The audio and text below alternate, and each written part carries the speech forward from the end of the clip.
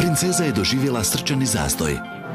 No princ nije znao prvu pomoć. Slušaj pažljivo, provjeri reagira li, nježno je primi za ramena, protresi i glasno dozovi, zabaci joj glavu unazad i otvori dišni put.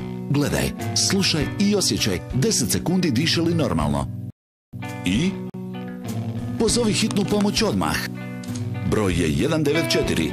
Dobro, sad položi svoje dlanove na sredinu prsnog koša i isprepleti prste. Utiskuj brzo i snažno u ovom ritmu. Samo nastavi dok ne stigne hitna pomoć ili dok princeza ne pokaže znakove života. Princeza i princ su živjeli sretno do kraja života. I ti možeš spasiti nečiji život. www.ozivi.me. Vjerujem da su mnogi od vas već imali prilike vidjeti ovaj kratki spot, kratki filmić uz nacionalnu kampanju Oživi me, a danas je i Svjetski dan srca. Tim povodom pridružili su nam se naši sljedeći gosti. Dobro jutro akademiku Davoru Miličiću, kardiologu, upravitelju zaklade Hrvatska kuća srca i predsjedniku Hrvatskog kardiološkog društva te dekanu Medicinskog fakulteta sveučilišta u Zagrebu. To sve stane na vizitku. Nevjerojatno, to je neka velika... A nema biti lakše. I dobro jutro doktoru Josipu Družijaniću, predsjedniku udruge SEP, instruktoru SIEP. Step. Instruktoru za oživljavanje. Tako je. Danas slavimo, naravno, Međunarodni dan srca. Živi, igraj se, pridruži se. Zanimljiv slogan za sve one koji još možda nisu čuli što bi trebalo raditi. Iako ona strijela koju je odapela Ivana nekad kažemo dođe u srce pa budemo jako zaljubljeni. O srcu bi trebali puno više znati. O tome ćemo upravo sada pričati. Sanja, što te najviše zanima? Pa znamo da je zapravo bolesti srca i nažalost, smrtnost od srčanog udara je još uvijek, čini mi se, čak i prva kod nas. Kako možemo kratko, preventivno ipak se zaštititi? Pa to naši građani već vrlo dobro znaju, jer to ponavljamo kao papige, rekao bih, iz godine u godinu, ali nekako ignoriraju nas. Da. Jer kad nas ne bi ignorirali, onda ne bi kardiovaskularne bolesti bile prve na listi smrtnosti u Hrvatskoj. U zemljama kao što je primjerice Francuska, one to više nisu. To su, recimo, zloćudne bolesti, jer srčanih bolesti ima manje. U Hrvatskoj jest gotovo 50% ljudi umire od srčano-žilnih bolesti. Zanimljivo je možda reći 45% muškaraca i 55% žena. Dakle, mi mislimo da žene umiru od nečeg drugog. Naravno da treba govoriti o karcinomima, o raku dojke i tako dalje, ali primjerice od raka dojke umire 3% žena. Od srca umire 55% žena u Hrvatskoj. Samo kao jedna ilustracija o kako velikom problemu se radi. Ono što je bitno jest da su srčano-žilne bolesti spriječive u velikoj mjeri. Naravno da svi mi nosimo nekakvo nasljeđe koje nas čini sklonijim za određene bolesti i da se svi jednog dana od nečega trebamo razboljeti. Međutim, cilj je da to sve odgodimo u što pozniju životnu dob. Pravilnim načinom života. Pravilnim načinom života. Možda neka 3 zlatna pravila. Nemojte pušiti, krećite se, jedite zdravo, dakle mediteransku nekakvu prehranu. Ako imate dijabetes, onda ga rano prepoznajte i liječite ga kako valja. Ako imate povišen krvni tlak, rano ga prepoznajte i ozbiljno shvatite tu bolest, jer je primjerice arterijska hipertenzija, bolest povišenog krvnog tlaka, prema izvješću Svjetske zdravstvene organizacije indirektni ubojica broj 1 današnjeg čovječanstva. Dakle, znači, mogli bi reći jedno od važnih pravila redovita kontrola. Upravo tako. A što se tiče bolesti povišenog krvnog tlaka, nije na odmet kazati da gotovo 40% ljudi u Hrvatskoj i drugdje u razvijenom svijetu, odraslih ljudi, boluje od arterijske hipertenzije. Ispravno se liječi manje od 1/3 takvih.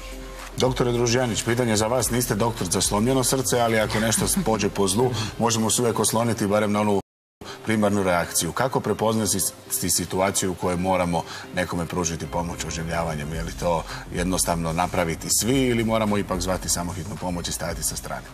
Pa upravo ono zbog čega ova kampanja ide je da želimo poručiti svim ljudima, dakle široj javnosti, da pružanje prve pomoći, to postupak oživljavanja je nešto što trebamo svi moći napraviti i znati kako. I to je vrlo jednostavno. Dakle, ako se neka odrasla osoba ili tinejdžer sruši ispred vas, Ono što je potrebno napraviti je pristupiti sigurno te provjeriti da li osoba je pri svijesti. Ako osoba nije pri svijesti, treba provjeriti disanje. To ćemo se pokazati kasnije na ovoj jednostavnoj demonstraciji. Te ukoliko osoba nije pri svijesti i ne diše, potrebno je pozvati hitnu medicinsku pomoć na broj 194 ili 112 te primijeniti postupke oživljavanja koji su zaista vrlo jednostavni. Te upravo ako svi odite na našu stranicu www.odzivi.me imat ćete i same tekstualne materijale te video materijali koji će vas voditi korak po korak da pokazati kako je to zaista jednostavno. Evo vidimo mi u našem zidu upravo postoje 4 koraka. Tako je, ovisno o tome koliko ste uvježbani, provodite same postupke oživljavanja. Dakle, na internetskoj stranici će vam se pokazati kako možete provjeriti da li osoba je pri svijesti. Pokazat će vam se kako se na pravilan način provjerava da li osoba diše, pokazat će vam se... Mogli bi mi to iz prve ruke. Može. Dakle, poštovani gledatelji, ono što ste morali znati kad ste polagali vozački ispit, a onda kao zaboravimo i ne znamo, sad učimo svi zajedno. Doktore, izvolite. Dakle, prvo se trebamo uvjeriti da li je mjesto nesreće sigurno, ako je pristupan osobi, te provjeravamo da li osoba pri svijesti. To radimo na način da osobu nježno primimo za ramena, lagano pretresemo, te pitamo jeste li dobro. Ako osoba ne reagira, znači da nije pri svijesti, te trebamo pozvati nekoga u pomoć. Sanja, hoćete mi pomoći, molim vas? Da pače. Nakon toga trebamo provjeriti da li osoba diše. Prvo trebamo otvoriti dišni put na način da nježno zabacimo glavu, odignemo bradu, te tijekom 10 sekundi gledamo, slušamo i osjećamo diše li osoba normalno. Može? Možete mi brojiti do 10? Mogu. 1, 2, 3, 4, 5, 9, 10. Na televiziji vrijeme malo brže prolazi. Tako je, dakle, ako osoba nije pri svijesti i ne diše, možete li molim vas pozvati hitnu medicinsku pomoć na broj 194, recite im tko ste, gdje se nalazite, te da smo započeli s oživljavanjem. Može? Ok. Same postupke oživljavanja provodimo tako da na sredinu prsnog koša postavimo korijen dlana jedne ruke, zatim postavimo drugu ruku iznad, pritisnemo i isprepletemo prste, te provodimo pritiske na prsnu kost. Do 30. Može? 4, 5, 6, 7, 8, 9, 10, 11, 12, 13.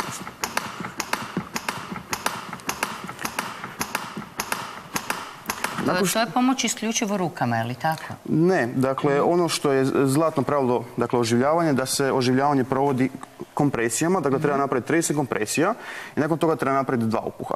No, ako niste uvježbani ili ne znate kako, ako ne znate na drugačiji način pružiti prvu pomoć, onda se preporuča provoditi samo oživljavanje rukama, ali to je samo ako niste uvježbani provoditi umjetno disanje. Ako znate kako provoditi umjetno disanje, definitivno se ono preporuča. Pa većina nas je to ipak učila. Tako je. I sad ćemo još pokazati nakon 30 pritisaka kako se provodi 2 upuha. Može? Dakle, ponovo se otvori dišni put, začepe se nosnice, te se napravi 2 upuha. Može?